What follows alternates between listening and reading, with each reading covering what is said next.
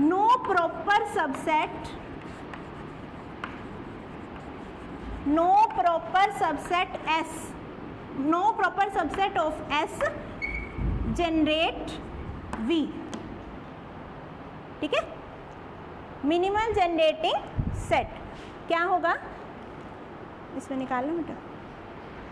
If no proper subset of S generate V, यानी कि ये सबसे छोटा सेट है जो V को जनरेट कर रहा है, इससे छोटा, इसी के अंदर कंटेन करने वाला, इससे अलग नहीं हो कहेंगे हम, इसके अंदर ही इसका कोई प्रॉपर सबसेट इसको जनरेट करे ऐसा नहीं होगा, ठीक है। इसको हम कहेंगे मिनिमल जनरेटिंग सेट। उसके बाद है मैक्सिमल लीनियरली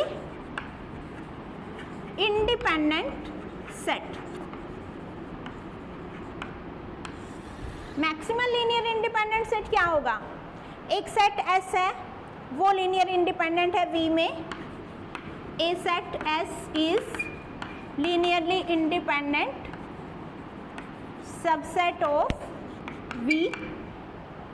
अब इससे बड़ा, ठीक है, इसका कोई super set, no proper super set of S, इससे बड़ा कोई और सेट S V में लीनियर इंडिपेंडेंट नहीं होगा, ठीक है। इसको हम क्या लिखेंगे, नो प्रॉपर सबसेट की जगह क्या आ जाएगा, super set of S is linearly independent in V। ऐसा नहीं होगा कि S कंटेन कर रहा है S1 में, S तो इंडिपेंडेंट है ही, उससे बड़ा सेट भी इंडिपेंडेंट हो जाए वो डिपेंडेंट होगा। अगर ये किसी और सेट में कंटेन कर रहा है तो वो जो बड़ा सेट होगा वो इंडिपेंडेंट नहीं होगा, वो डिपेंडेंट होगा। Is it clear now. सबसे बड़ा इंडिपेंडेंट सेट, इसको आप ऐसे भी कह सकते हो, सबसे बड़ा अब ये नहीं है कि जितने भी सेट्स हैं उनमें से सबसे बड़ा, ऐसा भी नहीं कहेंगे, मतलब इस सेट को कंटेन करने वाला कोई और बड़ा इंडिपेंडेंट सेट नहीं है। Is it clear now.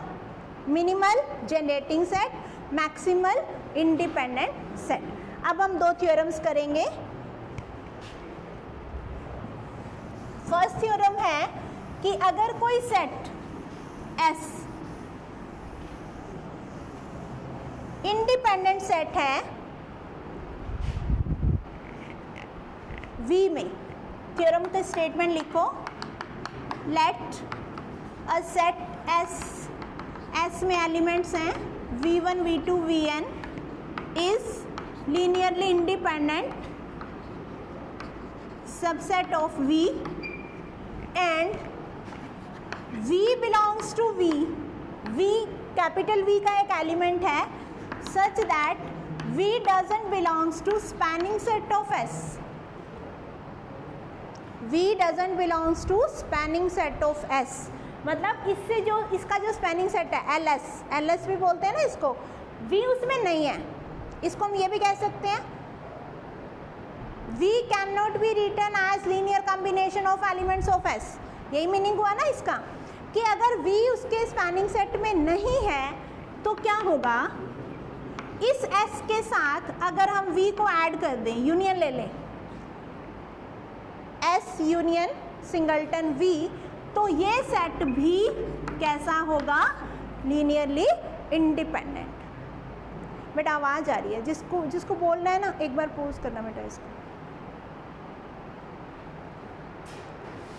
S कैसा है, इंडिपेंडेंट, ठीक है। अब आप देखो अगर V इसके स्पैनिंग सेट में होगा तो क्या होगा, V को अगर हम इसके कॉम्बिनेशन में लिखेंगे तो V के साथ इसको डालेंगे तो वो तो डिपेंडेंट हो ही जाएगा, क्योंकि V को उधर शिफ्ट करेंगे, V के साथ जो स्केलर होगा वो 1 होगा, नॉन जीरो होगा, तो वो डिपेंडेंट की कंडीशन की करवाई थी ना, एक थ्योरम ऐसी की थी ना हमने कि अगर हम इसको इसके कॉम्बिनेशन में लिख सकते हैं तो वो सेट डिपेंडेंट होगा। या अगर डिपेंडेंट सेट है बाकी इंडिपेंडेंट है, एक और डाल के डिपेंडेंट बन गया तो हम उसके कॉम्बिनेशन में लिख सकते हैं, ये थ्योरम की थी, तो उससे ये तो हो जाएगा। बट अब हमें ये प्रूव करना है कि अगर ये स्पैनिंग सेट में नहीं है तो क्या फिर भी डिपेंडेंट हो सकता है इनका यूनियन का सेट, तो हम लिखेंगे कि ये डिपेंडेंट नहीं हो सकता, लीनियरली इंडिपेंडेंट होगा।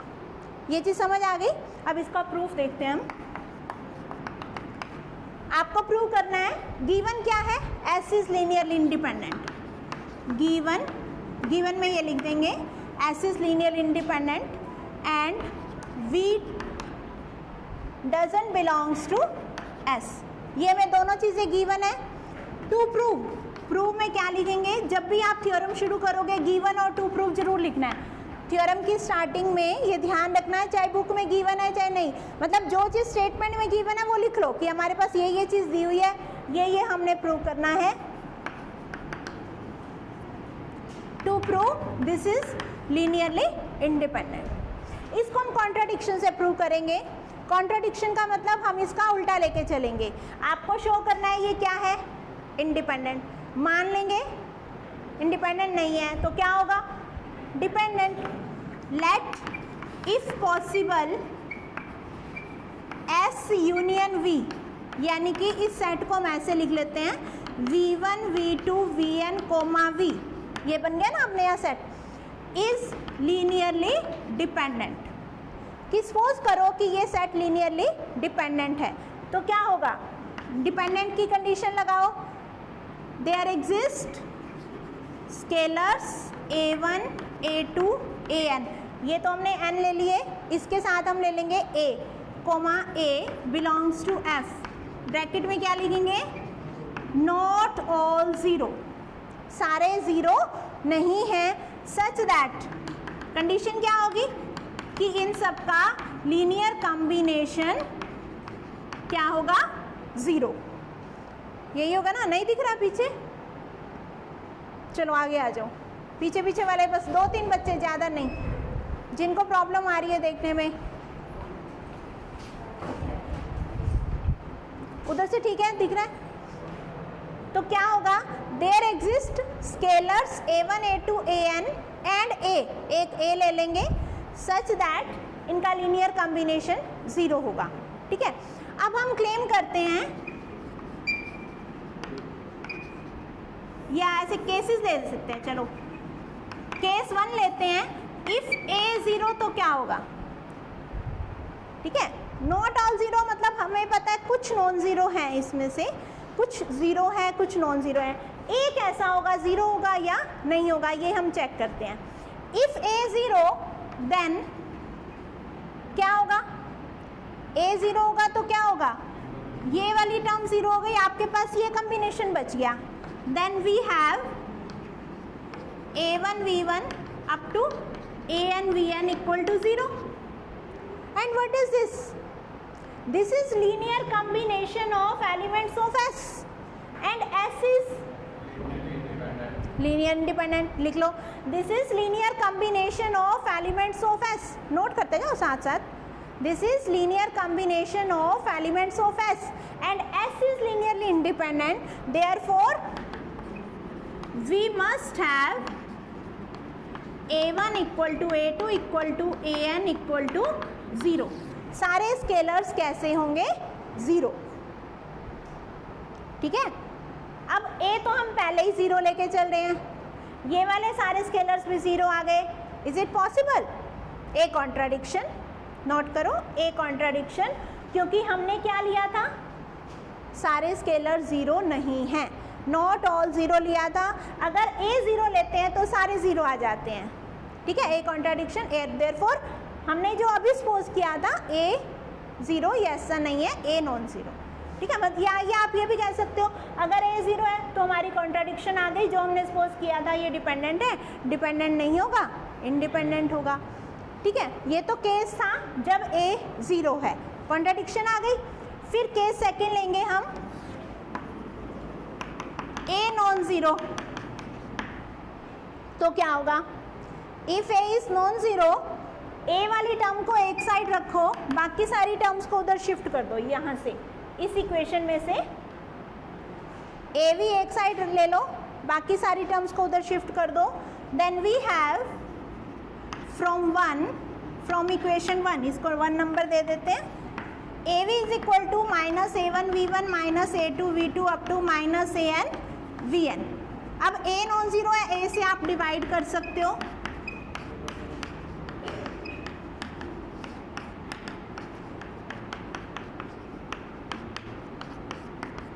ये क्या बन गया, ये क्या आ गया आपके पास, एक साइड V आ गया, दूसरी साइड क्या हो गया, linear combination of elements of S, S के सारे एलिमेंट्स का कॉम्बिनेशन आ गया. It means V can be written as linear combination of elements of S. Note it, this implies V is linear combination of elements of S, implies V belongs to LS या spanning set of S.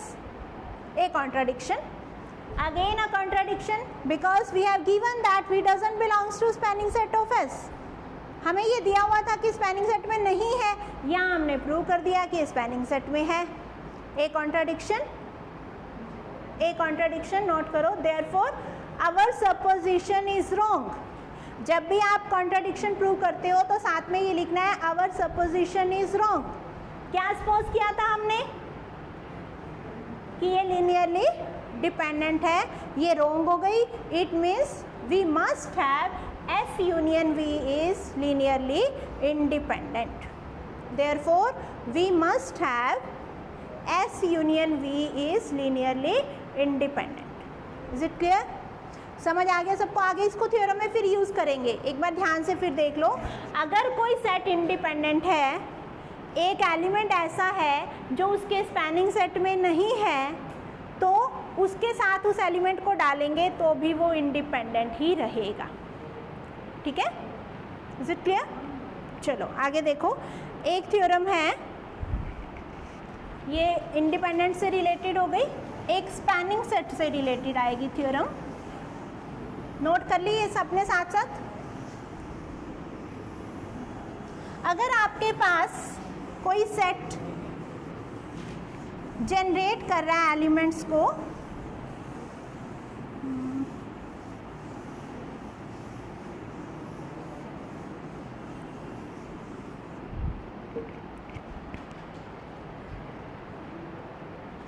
एक theorem लिखो.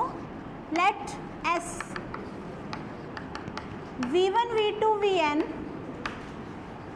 Generate या span एक ही बात होती है, generate V, that is आप इसको ऐसे भी लिख सकते हो V is equal to LS.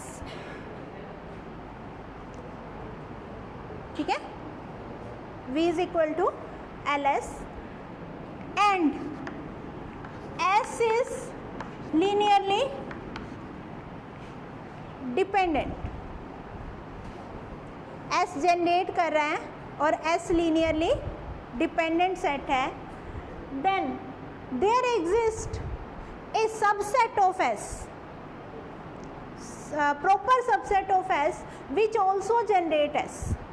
ठीक है, ये थ्योरम इसमें नहीं है बट ये यूज़ होगी आगे थ्योरम में, अलग से भी आ सकती है, इसलिए इसको अलग से नोट कर लो. आपके पास एक सेट जनरेट कर रहा है V को. ठीक है, अगर वो लीनियरली डिपेंडेंट है, then there exist a proper subset of S which also generate V. उसका एक प्रॉपर सबसेट भी होगा जो इसको जनरेट करेगा V को. ये तो कर ही रहा है, उसका एक सबसेट निकालना है, वो भी उसको जनरेट करेगा. ठीक है, उसके लिए प्रूफ लिखो. पहले गिवन में क्या लिखोगे, V is equal to LS, V is generated by S या spanned by S and S is linearly dependent. To prove, to find out a subset of S which also generate V. अब इसके proof में हम क्या करेंगे, linearly dependent की condition लगाएंगे. S is linearly independent implies there exist scalars A1 A2 AN, bracket में क्या लिखोगे,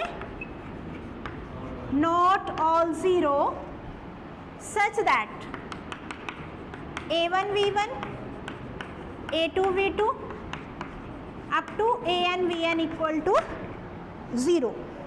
ठीक है, सारे स्केलर 0 नहीं है बट उनका कॉम्बिनेशन 0 है. ठीक है, अब हम इसमें से ये देखेंगे कौन सा स्केलर नॉन ज़ीरो है. कोई ना कोई तो नॉन जीरो है। लेट अस सपोज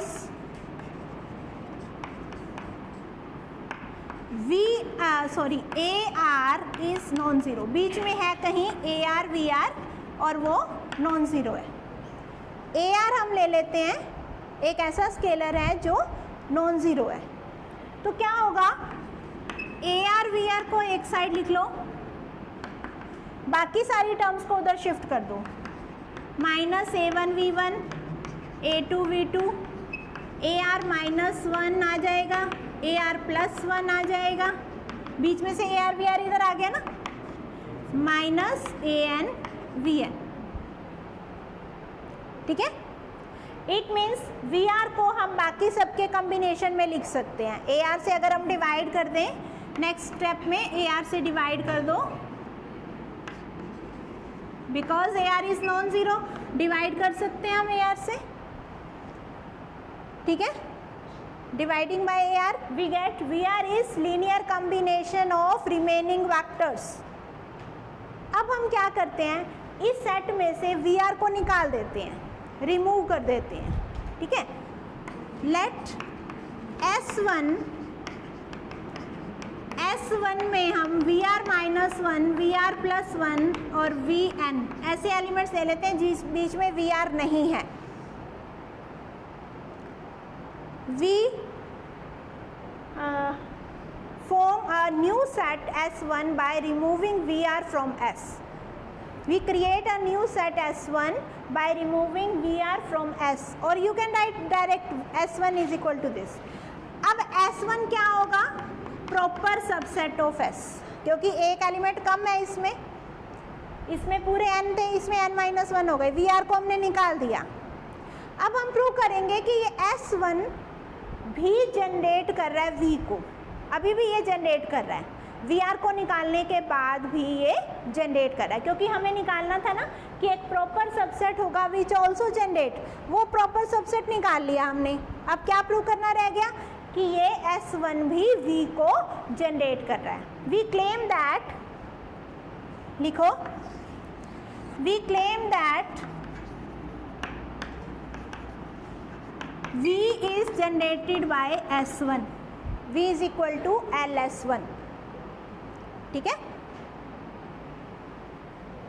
अब उसके लिए क्या करोगे, फिर V का एक एलिमेंट लोगे और उसको S1 के एलिमेंट्स के कॉम्बिनेशन में शो करोगे, यही करोगे ना।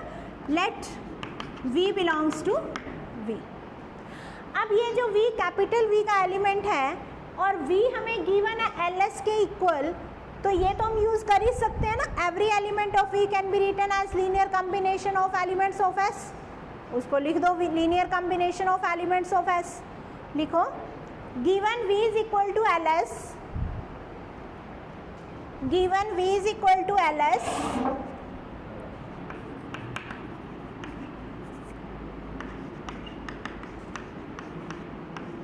implies there exist scalars, यहाँ हम B1 B2 ले लेते हैं,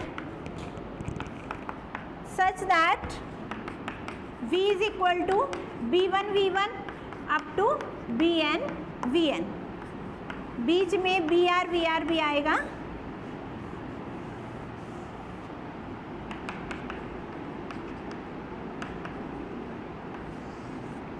ठीक है। अब आपको जस्ट क्या करना है, हमारे पास ये रिजल्ट है, VR जो है वो इनके कॉम्बिनेशन में है, किसके एलिमेंट्स के कॉम्बिनेशन में, V1 से लेके Vn तक जिसमें VR नहीं है ना। यहाँ जहाँ VR आएगा इसकी जगह हम इसका कॉम्बिनेशन पुट कर देंगे, VR की जगह हमें रिप्लेस करना है VR को उसके कॉम्बिनेशन से, जो इसके कॉम्बिनेशन वाले एलिमेंट्स आ रहे हैं, रिप्लेसिंग या यूजिंग इक्वेशन कर दो। ये इक्वेशन 1 है, ये 2 है, ये 3 है, लिखो, यूजिंग इक्वेशन 2 in 3,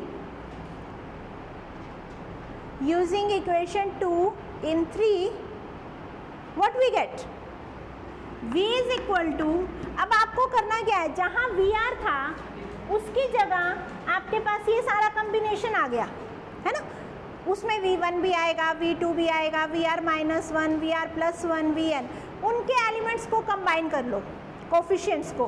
तो V1 के साथ दो कोफिशिएंट आएंगे, यहाँ से A1/R आ गया और यहाँ से B1 आ गया, है ना। तो B1 माइनस A1/R, उसके साथ V1, फिर ऐसे ही आप करते जाओ, BR माइनस 1 के साथ AR minus 1/AR, VR minus 1, BR plus 1 के साथ AR plus 1 over AR, VR प्लस 1 अप टू सो, है ना। लास्ट में Vn आ जाएगा।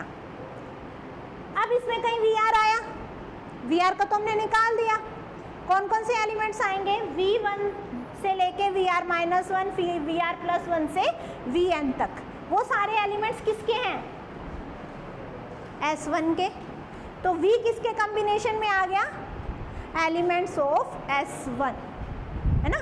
This implies V can be written as, लिखो, implies V can be written as linear combination of elements of S1 and V is arbitrary element of V, therefore capital V is equal to LS1। यही prove करना था।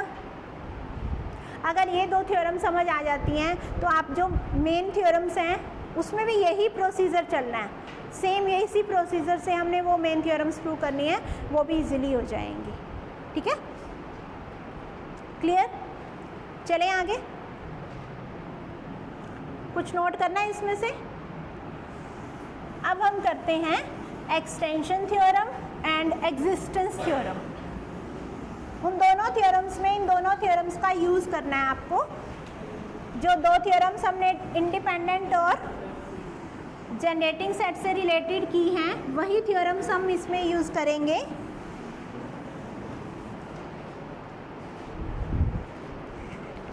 पहले है existence theorem.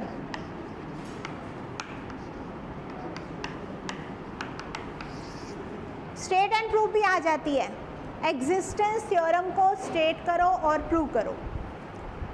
Existence theorem क्यों use करते हैं हम, existence क्यों इसका नाम रखा है, हमें इसमें क्या प्रूव करना है, कोई भी वेक्टर स्पेस अगर फाइनाइटली जनरेटेड है, every finitely generated vector space has a basis। मतलब अगर किसी वेक्टर स्पेस का कोई स्पैनिंग सेट एग्जिस्ट कर रहा है और वो फाइनाइट है, तो उसका बेसिस भी एग्जिस्ट करेगा। ठीक है, मतलब हमें जनरेटिंग सेट से बेसिस बनाना है, यही मीनिंग हुआ ना इसका। फाइनाइटली जनरेटेड वेक्टर स्पेस का मतलब हुआ कि एक वेक्टर स्पेस लेंगे, प्रूफ लिखो इसका, let V be a vector space over field F and let S contained in V be generating set of V, that is V is equal to LS। V is equal to LS, हमें generating set दिया हुआ है where S is finite। Let S contains elements V1, V2, Vn। ठीक है, S एक finite set है जिसमें n elements हैं और ये V को जनरेट कर रहा है। आपको क्या करना है कि V का एक बेसिस निकालना है। There exist a basis of V, इसलिए इसको एग्जिस्टेंस थ्योरम बोलते हैं। अगर उसका जनरेटिंग सेट है तो ज़रूर कोई ना कोई बेसिस होगा और वो बेसिस हमें इसमें से निकालना है। ठीक है, कैसे बनाएंगे इसमें से basis, if S is linearly independent, अगर ये इंडिपेंडेंट भी हो जाए तो कुछ प्रूव करना है, जनरेट तो पहले ही कर रहा है, अगर इंडिपेंडेंट भी हो गया तो क्या बन जाएगा, बेसिस बन जाएगा। दो ही चीज़ें चाहिए होती हैं बेसिस के लिए। देन ऑब्वियसली, देन क्लियरली और obviously you can say S is basis of V।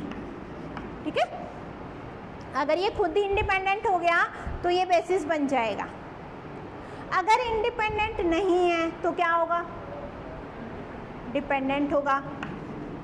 If S is linearly dependent, अब डिपेंडेंट है तो क्या होगा, अभी अभी हमने लास्ट थ्योरम प्रूव की कि उसमें कोई ना कोई ऐसा वेक्टर होगा जिसको हम बाकी वेक्टर्स के कॉम्बिनेशन में लिख सकते हैं ना, क्योंकि ये डिपेंडेंट है। उसमें स्केलर्स एग्जिस्ट करेंगे नॉट ऑल जीरो, जो स्केलर नॉन जीरो है उसके वेक्टर को हम एक साइड रख लेंगे, बाकी सबको उधर शिफ्ट कर देंगे, स्केलर से डिवाइड कर देंगे, तो वो वेक्टर क्या आ जाएगा, उन सबके कॉम्बिनेशन की फॉर्म में। ठीक है, तो हम लिखेंगे then there exist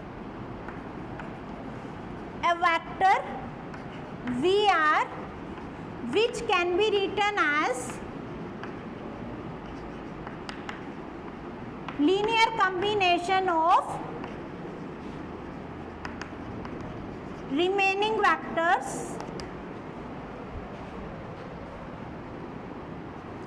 of set S1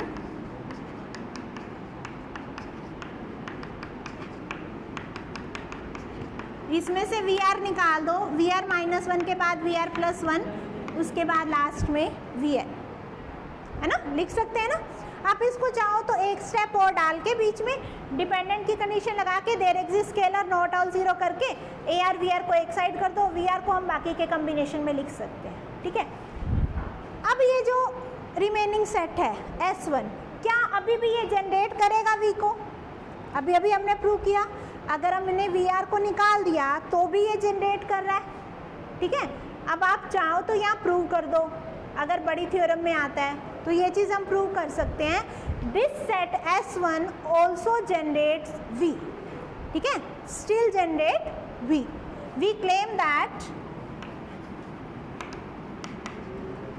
V is equal to LS1। यहाँ वही प्रोसीजर प्रूव करना है जो अभी हमने किया था, कर सकते हो, क्योंकि VR को निकाल देंगे, उसकी जगह उसका कॉम्बिनेशन डाल देंगे।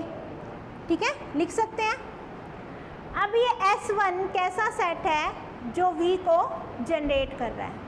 अगर ये इंडिपेंडेंट हो गया तो क्या होगा, बेसिस बन जाएगा। ठीक है, बेसिस ही निकालना था ना हमें। लिखो if S1 is linearly independent, if S1 is linearly independent then it is basis and theorem is proved।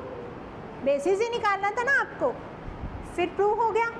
अगर इंडिपेंडेंट नहीं है तो क्या होगा, फिर से वही प्रोसेस लगा देंगे हम, है ना।